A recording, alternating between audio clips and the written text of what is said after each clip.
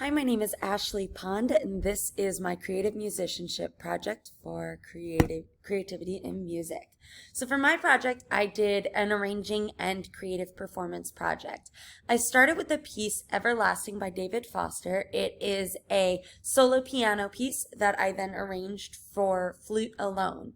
So I took this inspiration point from this piece because I was studying one day for this course and it was playing in the background and I immediately was just like, no, I have to play this on the flute. So I ended up trying to figure out a way to make it work. And I thought I've played a piece similar to this. And the wheels started turning and I was immediately like ready to go. I had pre-existing knowledge in the sense of being a flute performer, having music theory classes, and having vague experience with MuseScore.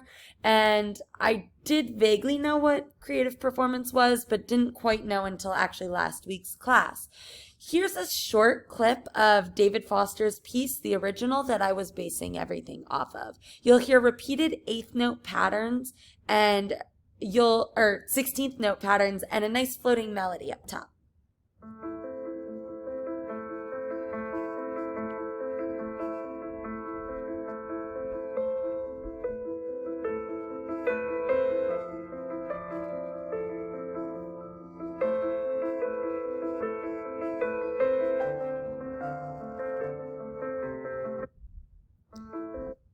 So next, I went into what my SMART goals were, what my project plan was.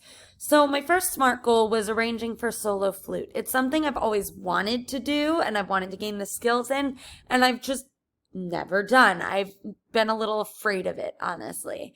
And it was measured through the project completion, and it's relevant because I was so inspired to do this piece, and I've been inspired to do multiple other pieces before.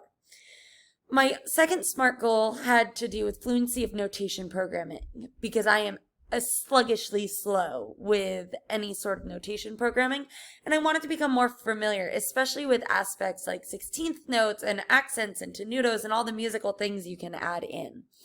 And then finally, creative performance. I knew I had a general idea of what creative performance was, but I really had no idea what the full extent could mean, what confidence meant in creative performance, and I wanted to experiment a little bit.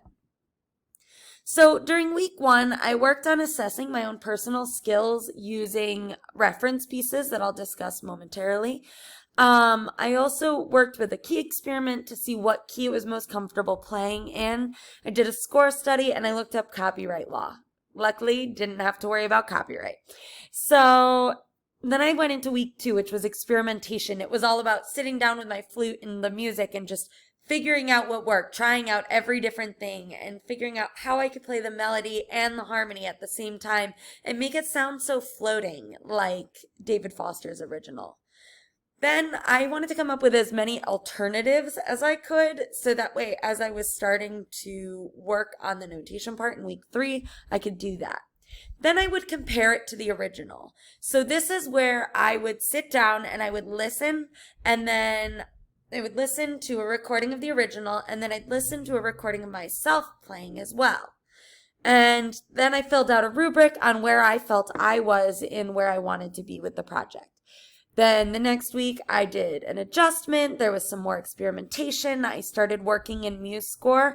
That week, I actually intended on putting the entire original piece into MuseScore, and then I realized it just wasn't worth it and wasn't necessary and was going to take too long. So I scrapped that part of the project.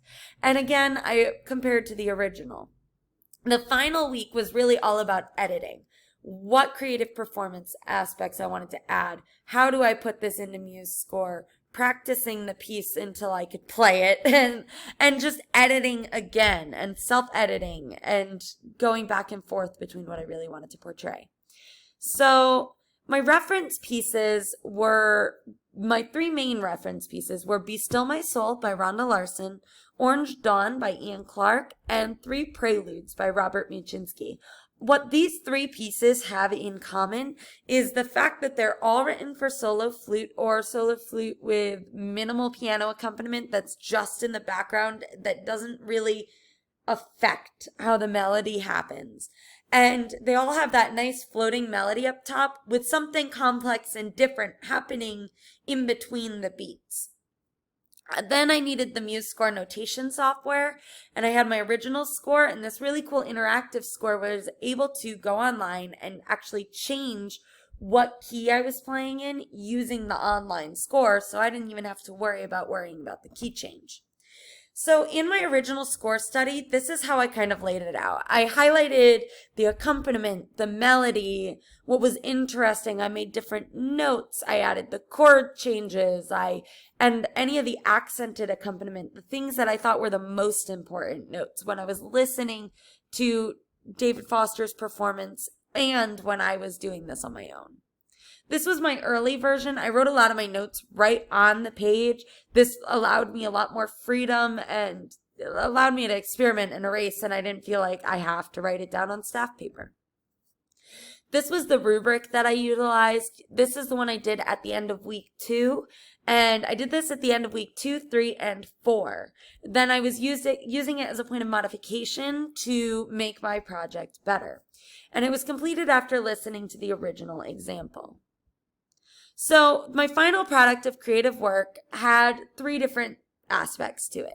I had my final score, I had my creative performance recording, but the third piece is one I didn't even anticipate until the end of the journaling period was over. And I was like working on recording and there was something missing. So I sat down and I thought to myself, what does everlasting mean to me? That is the title of this piece, everlasting. And I realized it meant eternal, never ending, unbending, and unbreakable, similar to the actual Webster Dictionary definition. And then I wanted to think about what was everlasting to me. What did I want to be everlasting? And of course, being a newlywed, I immediately went to my marriage. And I thought about what that would feel like even in the most tumultuous moments and in the best moments, in the moments filled with elation and celebration and the moments that are just kind of neutral and comfortable, and to kind of go with the growth that a relationship should go through. And my creative performance totally changed in the end, and I'm so happy with how it's turned out, and I can't wait to share it with you here.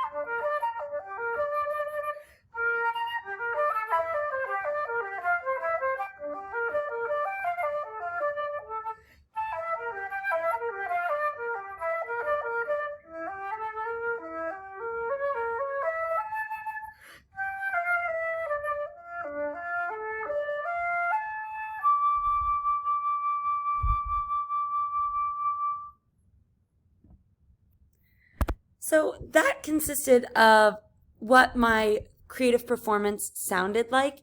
And one of the reflections I had after I was doing it and while I was doing it was that it evolved so much. And this idea of what I had, originally I thought I would just take David Foster's undulating 16th notes, like what I have notated right here in the beginning, is that I would take that idea and I would just keep it throughout the whole piece. And then I realized I kind of liked the simplicity in the middle. And I wanted to add these 16th note triplets. And I wanted to add these flourishing runs at the end. And I feel like I really took the original composition and truly made it my own. I hope you enjoyed it and have a great night.